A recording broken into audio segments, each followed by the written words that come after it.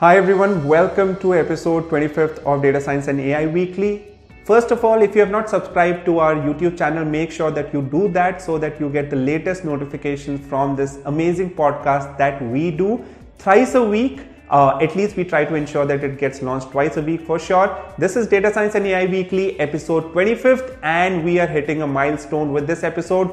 And I hope you have loved the series so far because I have totally enjoyed doing it. So in this episode, we have a very interesting topic that some of you have been requesting for, and in fact, I clearly remember I got an email also some time back, couple of weeks back, that Manav, can you do an episode on how to become a freelance data scientist, right?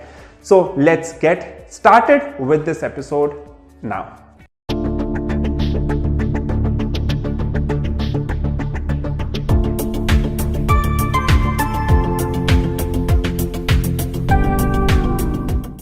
So the first thing that you need to do if you're wanting to become a freelance data scientist is you need to first of all ask these questions, that whether you want to become a freelance data science scientist immediately or whether you want to become a freelance data scientist while continuing with your current job, you want to take this on the side. So there are two approaches and both the approaches have their own pros and cons. The second thing what you need to ask is that if you're looking to become a freelance data scientist, would you have three of these things? Number one, do you have the requisite skills in data science, machine learning to advise a particular client? A. Number two is, do you have a portfolio to give someone the confidence that you can take up those problems?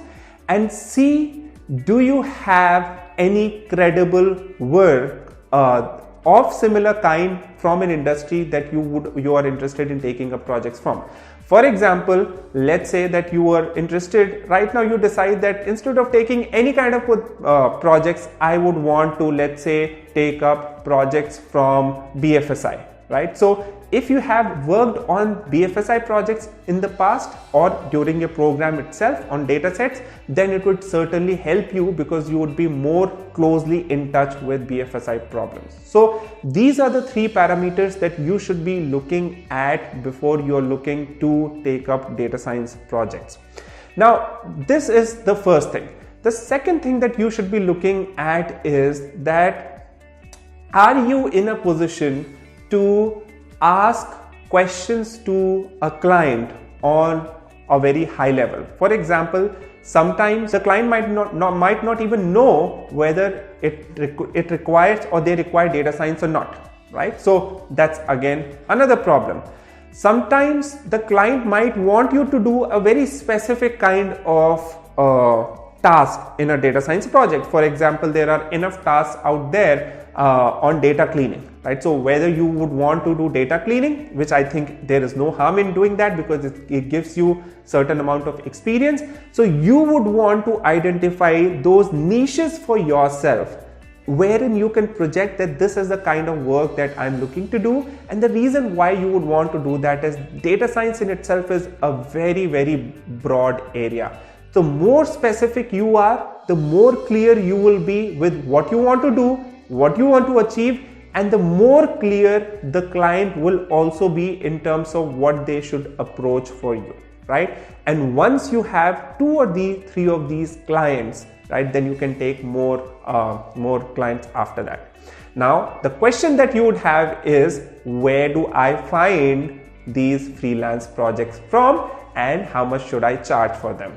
My first advice always is that when you're getting started in a field, do not worry a lot about how much should you be charging. Charge as nominal rates as possible. In fact, do it for free for some of the people. Say that I'll do it for free or at a minimal cost. The reason is that people would want to give you a chance. Right now, you're not looking for money. What you would want is some exposure. That's one.